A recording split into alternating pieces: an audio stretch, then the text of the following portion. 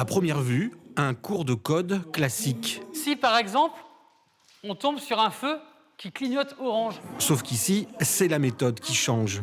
L'enseignant de conduite décortique au maximum les cours et insiste particulièrement sur la mémoire visuelle. Là, il est face à nous, et effectivement, on va s'arrêter. J'en mets beaucoup d'informations sur une seule image et ils retiennent que les messages importants.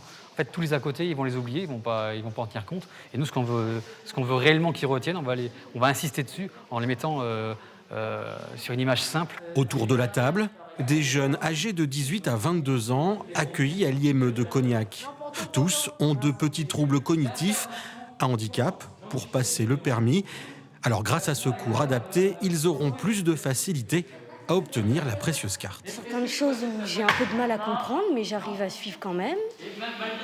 Et après, sinon, j'arrive à répondre à des questions quand c'est facile, mais quand c'est difficile, j'ai un peu de mal. Je laisse souvent les autres répondre. Parfois, on a des mots, on ne comprend pas, mais on réussit quand même.